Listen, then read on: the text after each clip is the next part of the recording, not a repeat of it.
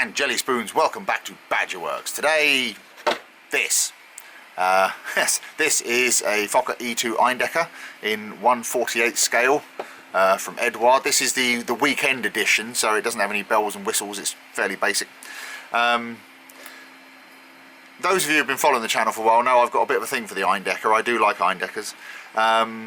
And the reason I'm going to build this one now is basically because I fancy doing it, but it's what's brought that about is for some reason in a lot of the modelling groups I follow on Facebook, everybody seems to be building Eindeckers at the moment, and it kind of gave me the itch, so I thought I would dig this one out and put it together.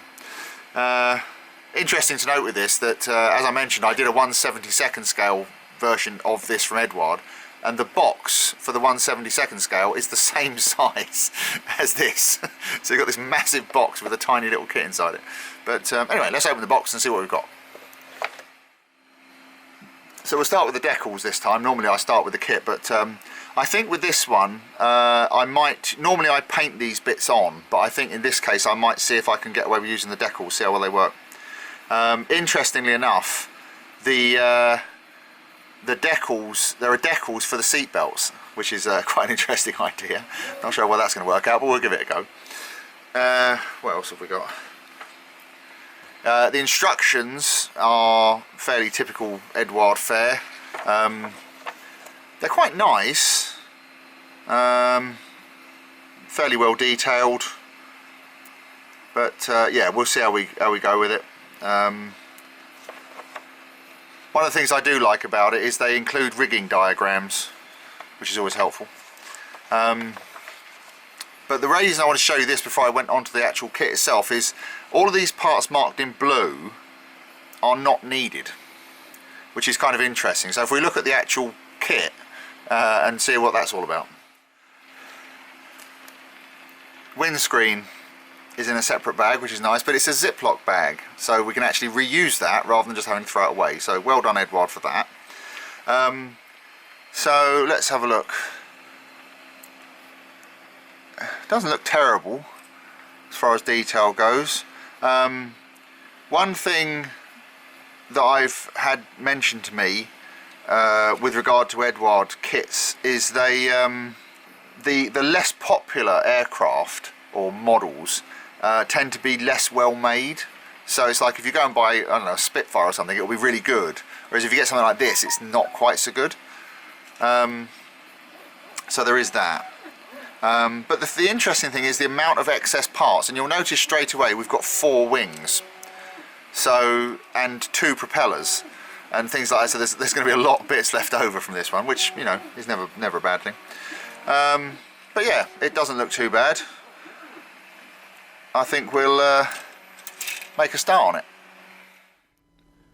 So normally I start with the cockpit when I'm building an aircraft, but because parts of the cockpit needed to be sprayed a metallic colour, I thought it would make more sense on this occasion to try and get as much of the metallic parts done as I could, just to save a bit of time later on, really.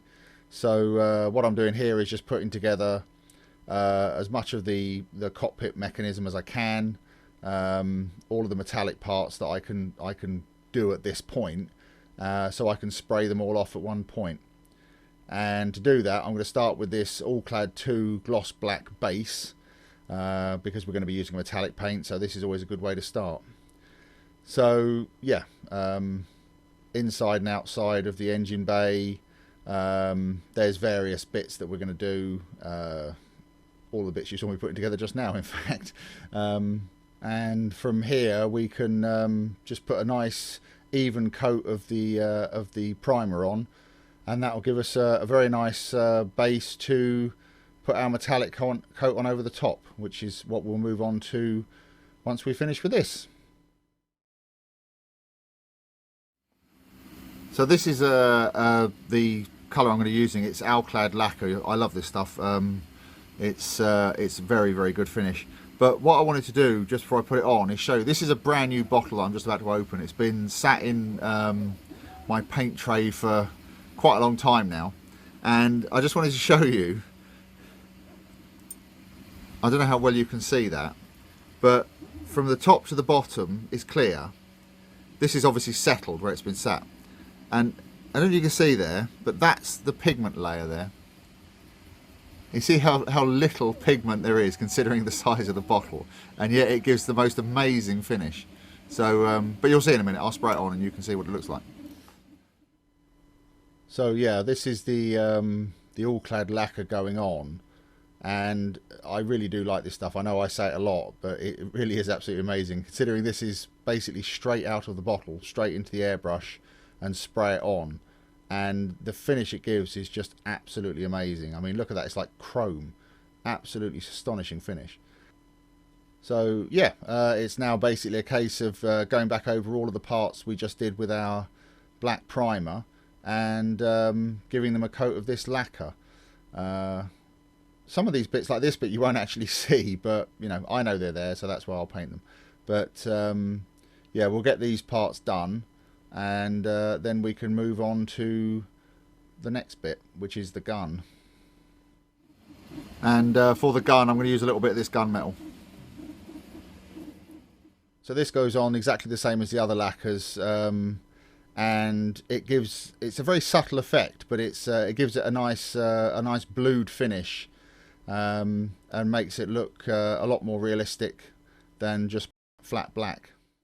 So once all of the metallics dry, we can start on the interior of the cockpit with the main colour coat, which is this wooden deck tan. I kind of thought for a while about what colour I wanted to use, and I think this is going to work out best. I did think about using like a dark yellow or a desert yellow, but I think in the long run this will probably work out just fine. So it's now just a question of doing the same as we do with the silver parts, painting the inside components and getting them all ready to go in.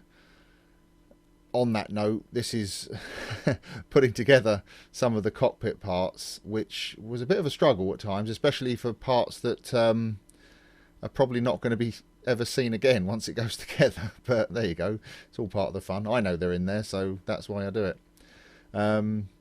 Now this was another one I struggled with the colour a little bit. The colour scheme calls for grey, but I think they mean like a German field grey, which I don't have. So I used this Vallejo blue grey, and I think that's going to be quite a good colour for it. I think it's a fairly close match.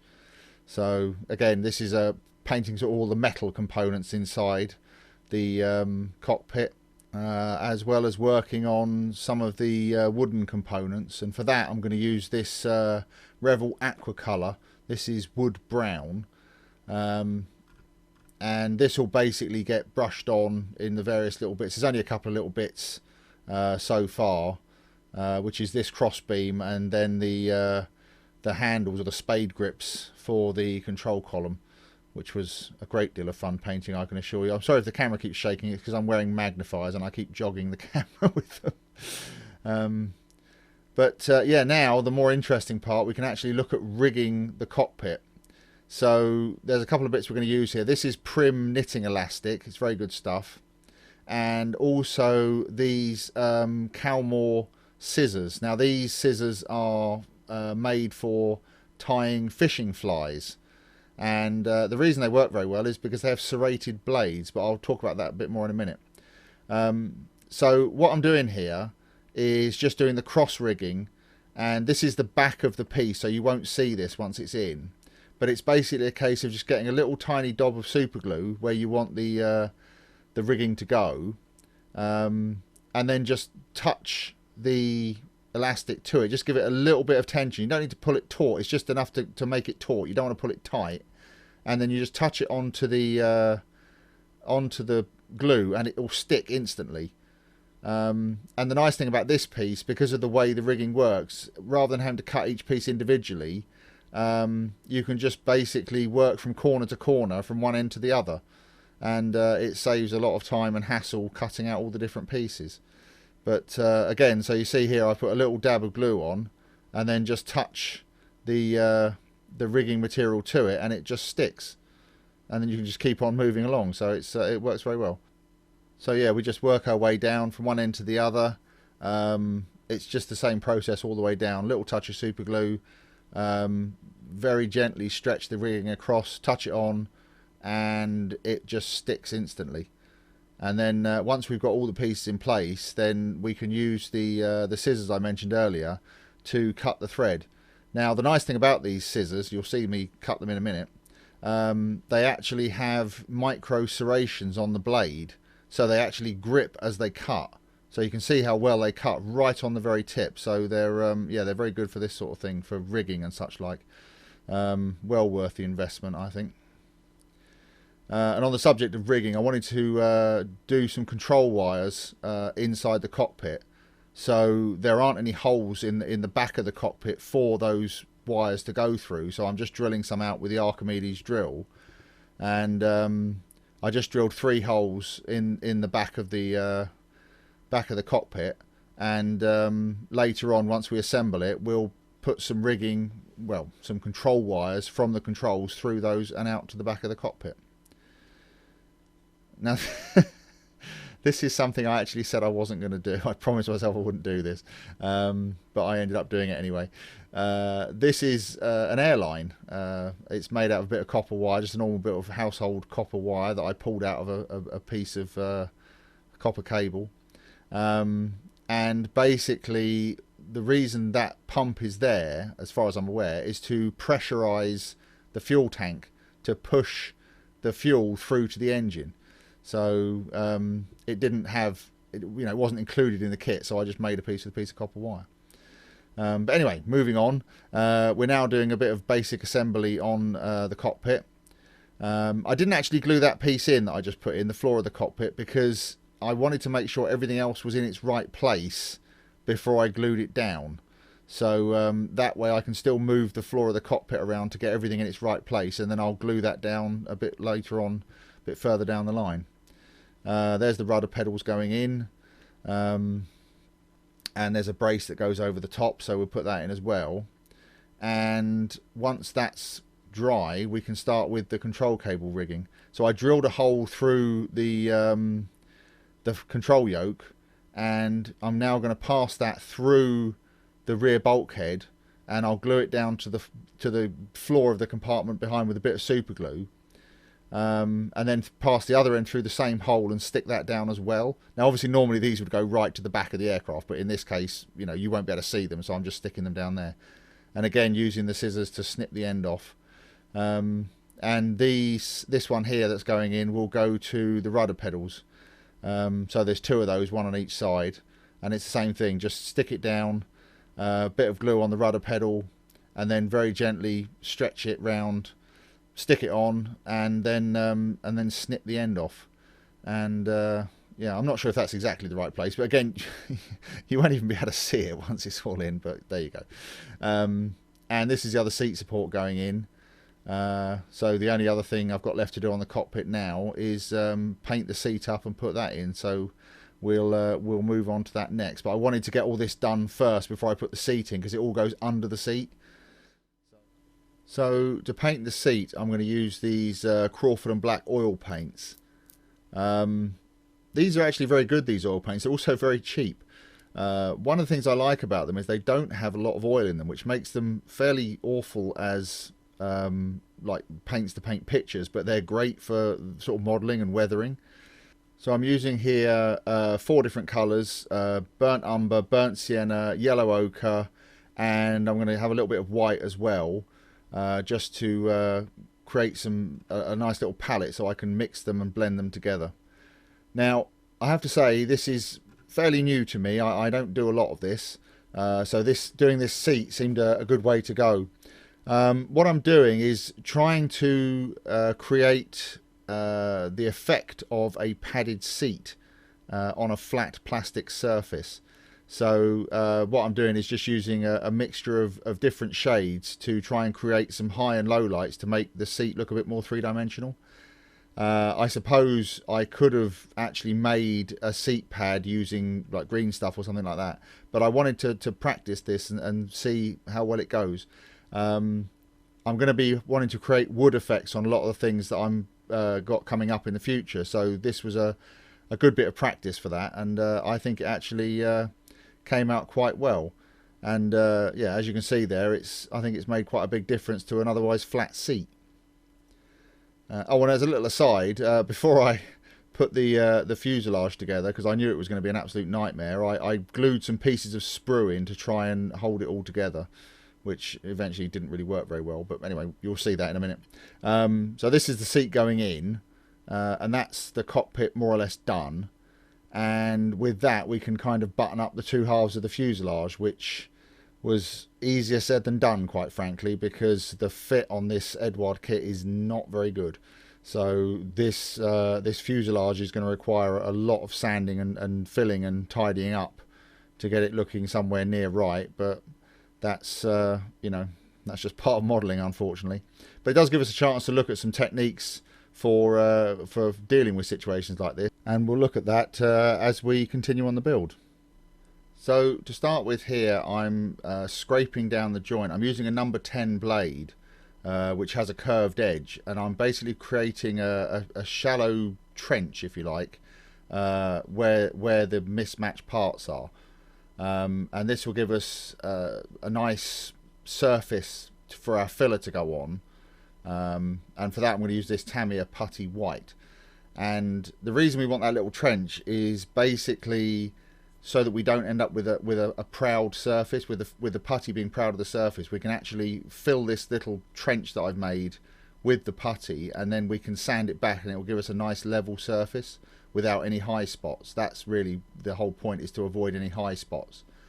So now it's just a case of applying the putty fairly liberally, and once that's on, we can leave it to dry, and once it's dry, we can sand it back, and it'll give us a nice smooth surface for our paint.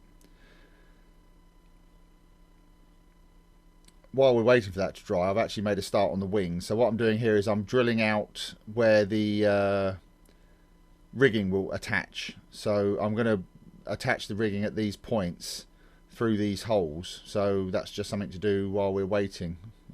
Same here with the decals. Before I button up the cockpit, there's some decals that need to go on, and so I'll do that while I'm at it. And these decals are actually quite tiny. It was yeah, it was quite good fun putting these on. I was slightly worried that you wouldn't even be able to see them, but after sort of dry fitting the cockpit together, you can actually see the control panel fairly easily. So these decals will actually enhance the look of the cockpit quite nicely. This one is absolutely minute. It's about 1.5 millimeters across.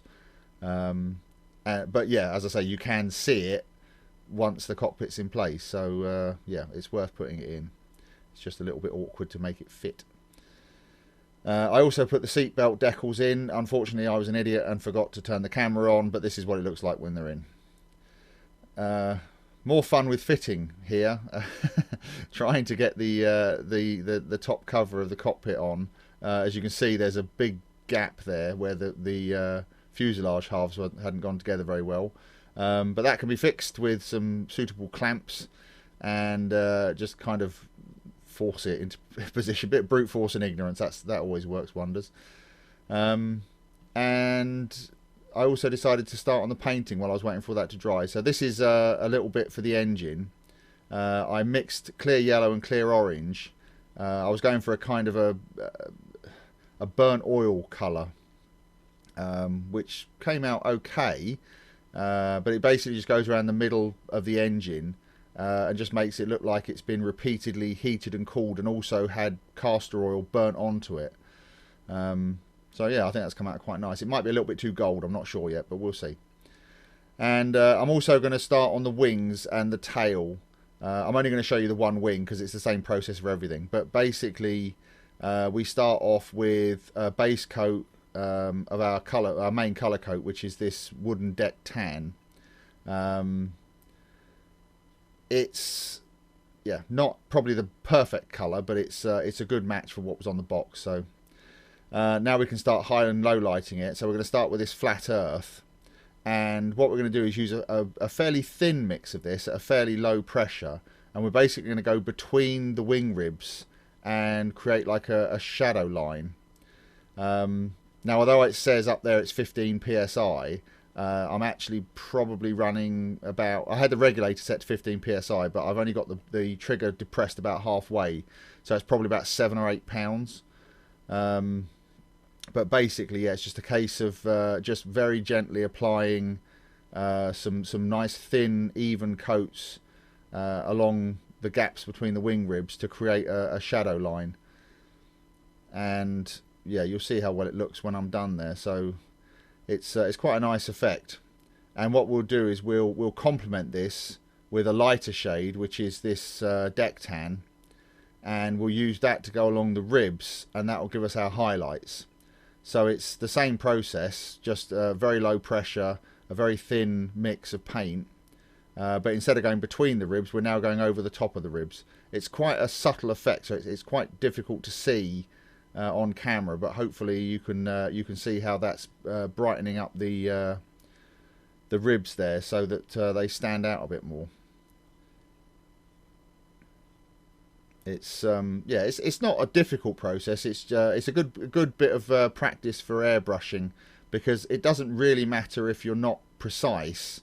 So it's a good way to practice sort of fine airbrush control. So it's not a bad method to use. And here we can see what it looks like when all the ribs are highlighted. And finally, to finish it off, or finish this stage off, we go back to our wooden deck tan. And again, we're going to use a thinned mix of this, and we're just going to basically mist it over the top and blend all of the previous layers together. Again, it doesn't have to be perfect, and also we need to do it very light and delicate, because we don't want to cover up or completely cover up everything we've done before. So after this, I hit it with a hairdryer so it dried, and you can see what it looks like once it's dry, and I think that's a pretty good effect. Quite pleased with that. And now we're going to continue with the wooden deck tan, but we're going to go back to a 50-50 mix, because we're going to start working on the fuselage. So it's basically the same process, just slightly different application. So we start off with laying down a nice base coat of our deck tan over the whole thing. Let that dry for a little while, and then we switch to our flat earth. Stop laughing at the back. And we're going to put some shading on. Now, the one thing this model does have is it has some rib details on the fuselage. So basically what we're doing is just going around the inside of those, as we did with the ribs on the wings, and just creating a little bit of a shadow line, and also some other details. Like here, I'm going around where the fuel cap is and just creating a bit of pre-shading for the weathering we're going to do later, so that when we apply some oils and things later, they'll have a little bit of a background, if you like. I want it to look like the oil has, or the petrol in that case, has actually stained the material. So by putting that bit of shading on, then that will help with that. And the same here, this is where the stitching will go along the bottom of the fuselage, which is a decal in this case. So I'm just putting down a shading layer along that line to give that a bit of a background.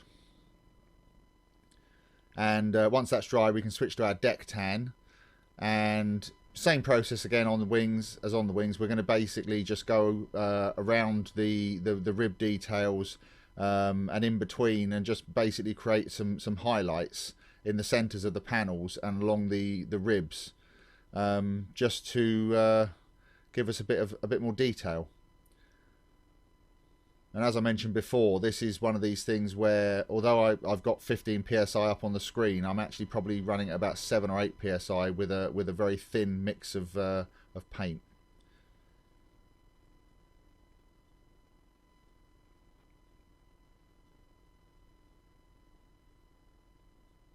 And here you can see what the finished result looks like. It's not too bad at all. And so we go back to our wooden deck tan, and now we're switching to a thinner mix, and again, same deal as before. We're just going to put a very thin coat over it and just very gradually blend all those colours together to give us a nice effect that's a little bit more interesting than just a flat colour. So again, being careful at this point and remembering that as the paint dries, the underlying layers will become more apparent. So it's worth putting a very thin coat on and then letting it dry and then checking it. And now we're going to do something that's a little bit new to me. We're going to be shading black. So it's one of the reasons I picked the colour scheme for this aircraft. The tail and the wheel covers are actually black. So I'm starting off by laying down the Nato black first. And it's interesting how many different blacks there actually are. So as I say, I'm using the Nato black to start with. And then what we'll do once that's done is we'll come back in with this rubber black, which to be honest is what I normally use. I'm trying out this Nato black to see what it's like. But we'll go back over bits of it with the rubber black. And again, it's a bit difficult to see because I'm spraying black onto black. But basically, again, I'm going between the ribs of the tail, the rudder, and just creating a bit of a different shade of black, which is, as I say, very difficult to see, but it is there. It's a lot more obvious in real life than it is on the camera. So, and the same on the wheel covers, just going around the edges and just creating just a varied shade, a varied tone of black, which actually works surprisingly well. And again, for the highlights, we're going to use the deck tan. This is a really good colour for highlighting on all different colours. It works very well. But same as before, just going along the ribs of the rudder and just highlighting them. I'm kind of trying to hit them a bit more from the top of the rib rather than sort of straight on, because obviously this will be a vertical surface, so the highlights will be on the top side of the rib, if that makes sense. But there you go, that's what it looks like. And on the wheel covers, just highlighting the stitching, and also the sort of moving more in towards the center of the wheel, the raised part of the wheel, which would catch the light more than the edge would. So we'll let that dry as well, and then we'll come back in again with our Nato black. Again, once again, a thin down mixture, and we'll spray that very, very lightly. You have to be very careful with black because it covers up very quickly. So we'll spray that on again very lightly over the top, and just blend everything together. And again, it's very difficult to see on the camera, but in real life, if you see it for real, it's actually surprisingly effective. How well this works. So I'm quite pleased I tried this. I've got some projects coming up that there's going to be a lot of black involved, so that's why I wanted to have a little try of this and see how it works. And then once we're done with that, we're going to spray it all with some varnish. And this I'm doing for a couple of reasons. One is just to seal everything, just to protect what we've already done, and I'm also going to be applying the decals next, so that's why I'm putting the varnish on. Now, some people say that you don't need to put varnish on before you apply decals. It's up to you. I put varnish on. I find I get better results if I put the varnish on. So that's just what I do. If you get the results you want without putting varnish on, then that's good. Okay, so it's now time to put the decals on the fuselage and on the wings. We'll use the Mr. Mark setter and softer as usual to get them to sit right. Now, unfortunately, this didn't go quite according to plan. I did mention at the beginning that I don't normally use these wraparound decals, and this is basically why. They very often don't fit properly. They're an absolute nightmare. They're either far too wide or not nearly wide enough, and this certainly turned out to be the case here. No matter what I did, and I spent a long time messing around with these, they simply would not fit properly. So in the end, I decided to just cut them off, and I'm gonna paint them on because it just wasn't worth messing about with. Fortunately, the ones on the wings did go on very nicely, so I used those, but the ones on the fuselage were just a waste of time. So I put the wing ones on. They're very simple to go on. Just put them in place, as you can see I'm doing here, and then just use a cotton bud to work them into place and get the setting solution out from underneath them. And they worked very well, so that was fine. As far as the decals go, I sealed everything down with the clear varnish. mainly on the fuselage so that they wouldn't they wouldn't lift when I put the masking tape on them. But to paint the stripes, I masked it up. I first sprayed the whole area with a flat white just to give us a nice base. So that was fairly simple and straightforward. You can see here I've masked off the whole area, and I spray it first with the white, and after that I'll mask it again and then spray the black over the top. But the only thing I was concerned about here was that the masking tape would peel the decals off, but that's why I put the varnish on them first, and it actually worked very well. So that's the white gone on, and we give that a few minutes to dry, and then we move on to our rubber black, which is the black I normally use. And I put a 6mm strip of masking tape. I actually measured the decals and it was supposed to be 8mm, but was it 8 or 7? One of the two. But the 6 was the closest I had, and that seemed to work very well. So it's just a case of putting one stripe of masking tape all around the fuselage and then spraying over it with the black, and that gave us a much better result, as you'll see in a moment. So as I mentioned before, there's lots of different blacks to use, but I find that the rubber black seems to give the best result in the majority of cases, so that's why I use it.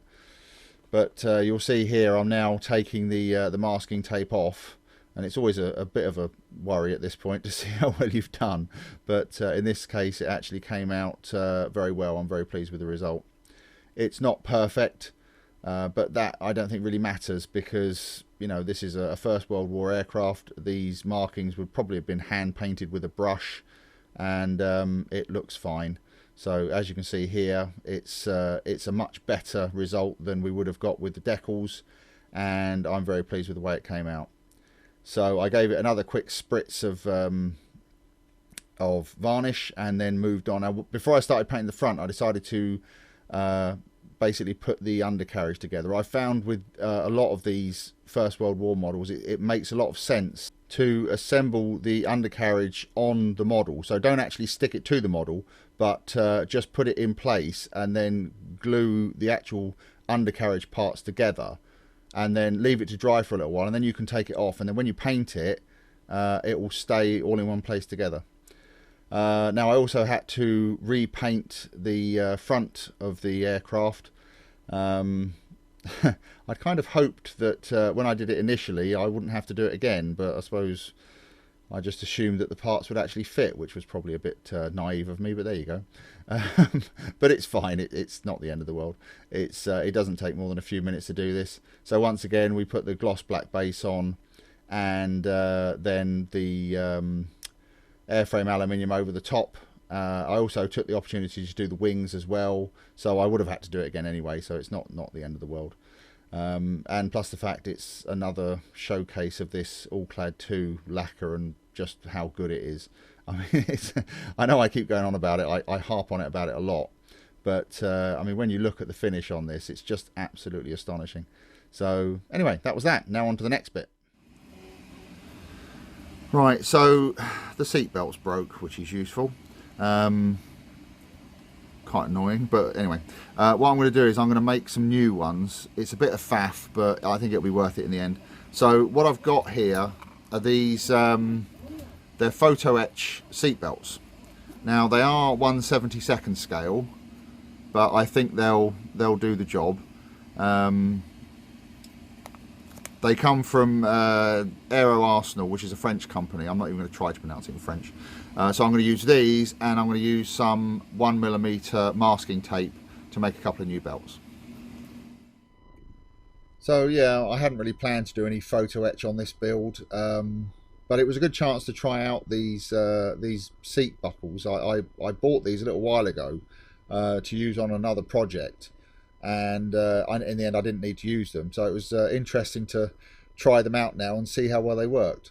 One of the things I found surprising about them is the fact that despite the 1/72 scale, these particular buckles that I'm cutting out now are exactly the same size as the ones that are on the seat belts that came with the kit, so that was quite useful. And they're also a perfect fit. as you'll see in a moment, on this 1mm masking tape, which is also very handy. So obviously with photo etch it's really awkward handling it, especially little tiny pieces like this, but I got there in the end. I'm actually getting a lot better with photo etch than I used to be. I didn't actually drop these once, or well, I mean I dropped them, but I never lost any. So here I'm just putting them over the end of the tape. I found tape is a very good medium for making seat belts. I first did it on the Thunderjet I made quite a while ago now, because that supplied it seat belts like this. All it supplied was the buckles, and you had to make the belts yourself. And in that case, it suggested making them out of strips of paper. And I thought I would try using masking tape, and it works very well, because not only can you do what I'm doing here and fold it over and seal the buckle onto the belt, but you can also then stick the belt to the seat and get it exactly where you want it, a lot easier than you can with paper or anything else. So yeah, works very well indeed. And also, being a sort of papery finish, you can, if you want, you can paint it and stain it and everything else when you're done with it. So here's the belt going in, and again, as I mentioned just now, it's easy just to put the belt in place, and it will actually stick to the seat, and you can glue it down afterwards, but it'll actually stay put while you're putting it in, and makes it a lot easier. And you'll see here when I fold it over, it will actually stick to the belt support and just stay there on its own, and then it's just a case of snipping the excess off and folding it down the back of the panel. But yeah, so it worked very well. It was a nuisance having to do it, but it, you know, in the end it probably worked out better as it goes, because I think these look a lot better than the decals. So there's the two of them in together, and I think this was time well spent, even if I wish it had been slightly less necessary. But still, onwards. I'm going to assemble the front now, put the engine, cowling and the various covers and bits and pieces on.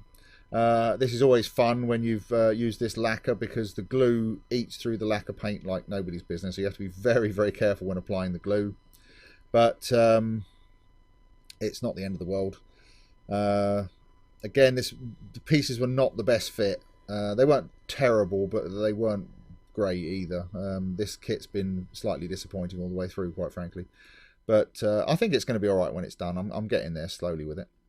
Now I'm going to use some chainmail here, or what I believe is now called Leadbelcher, and the reason I want to do this is to get that kind of signature finish, the kind of brushed aluminium finish that these Eindeckers always seem to have, and I've yet to find a decent way of doing it, so this is another attempt.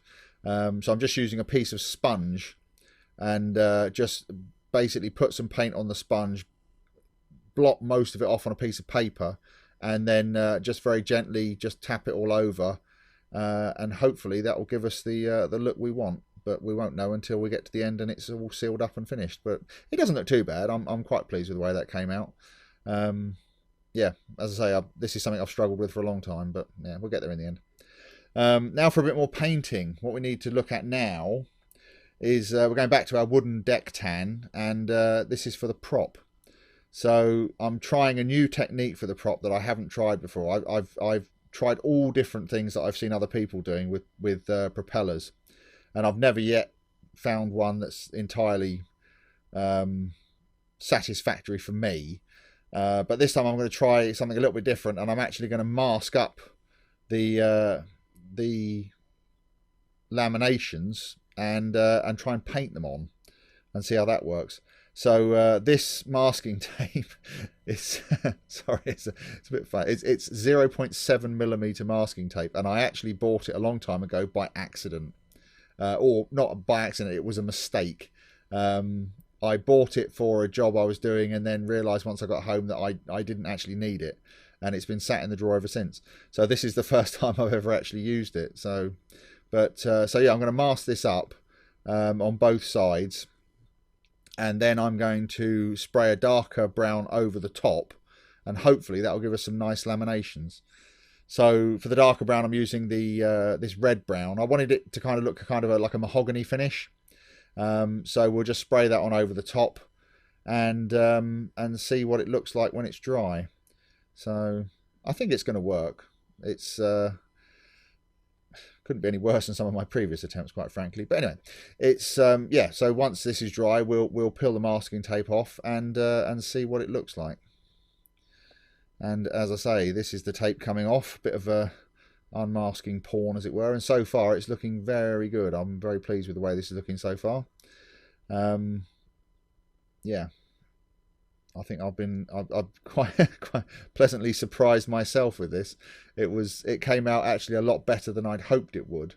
So yeah, I'm very pleased with that. But what I'm going to do now is put a little bit of burnt umber oil paint on it and just kind of darken it all a little bit, and also add some kind of striations like not really wood grain, because you wouldn't see wood grain at this scale, but it's more just to darken the colours and make them a little bit warmer and make them a bit more sort of woody.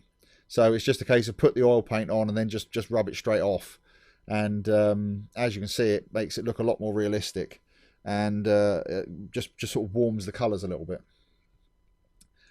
And while we're waiting for that to dry, let's do a little bit more assembly. I'm just putting the supports on for the rigging for the wings. I'll put the gun on as well. And speaking of the wings, I'm going to put those on as well.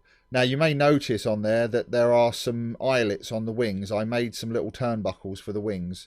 I'm not going to go into too much detail about that here, because I decided as I was doing it, it would make more sense to actually do that as a separate video and go into it in a lot more detail. So that'll be coming up soon. And here I'm attaching the undercarriage. I actually made a bit of a mistake here. I realised afterwards I should have put the there's a decal that goes on the bottom for the stitching, and I really should have put that on before I put this undercarriage on, but it doesn't really matter, it's not the end of the world. So this here, I'm just making sure that the undercarriage is straight. There's been several times when I've made these and you find the undercarriage is slightly to one side and the model doesn't sit straight. So this time I've been taking a lot of care to make sure it's straight, and getting it all glued into place. And this was something I wasn't originally going to do, but there's no the model doesn't come with any ammunition for the gun, and I had this set of photo etch machine gun belts that I bought a long time ago from Poland, and I thought I didn't really want that big gap by the side of the gun, so I just cut a little tiny piece off and stuck it in place. These are actually 1/72 scale, but the larger belts, which are supposed to be 50 caliber at 1/72 scale, actually worked very well for this. So it's just a case of attaching them with a little bit of super glue and just sitting it in place, and I think that is a nice little touch to add, because it gets rid of that big horrible open space. So there you can see what it looks like. It's much better like that.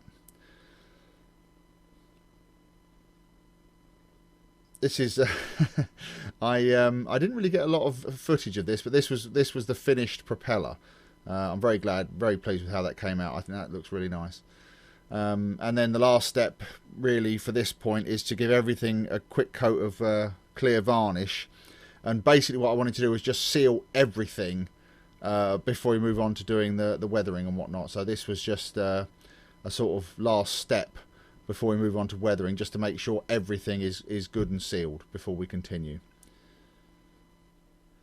So now that the varnish has had a chance to dry, I'm going to use some of this Crawford Black oil paint, and I'm starting off with the burnt sienna, and I'm going around primarily with the fuel filler cap on the top, and it's a case of applying some paint and then using a makeup brush to basically blend the paint and make it slightly less uniform, and making it look as much as possible like spilt fuel has streaked in the direction of the airflow down the top of the fuselage and stained the material.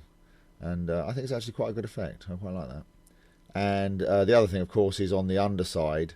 A lot of these early aircraft, the rotary engines were what was referred to as a total loss system, where the oil would be pumped into the engine from a tank, and then it would circulate through the engine and then basically just fall out of the bottom.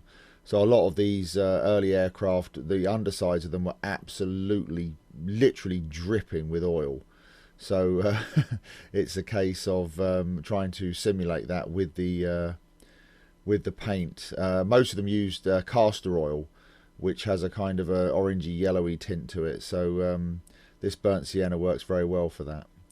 I remember seeing at the Shuttleworth collection, seeing I think it was a Bristol Scout, and the underside of it, the whole underside of it was just dripping with oil. Absolutely disgusting, really. But there you go, that's the way they worked. And now we're going to switch to burnt umber and basically do a little bit of weathering on the wing ribs and a few other little bits and pieces, but mainly the wing ribs. So I'm doing the same thing here. I'm just applying a little bit of paint with a brush where I want it, and then using the makeup brush to blend it in. And this provides some nice definition to the wing ribs, and also helps to blend in those very large, very white decals on the wings and make them look a bit more like they're part of the model rather than something that's just been applied afterwards.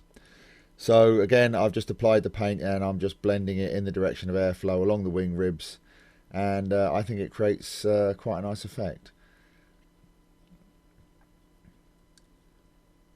As you can see here, I think that looks pretty good. It just kind of highlights the wing ribs a little bit, that's all. So yeah, just keep doing it until you're happy with it. One of the final steps on this is applying some of this Citadel Shining Gold, and that's going to be for the various oil and fuel caps, which on the original aircraft would have been machined out of brass. So the gold is a very good suitable colour for brass when it's painted over the top of the silver.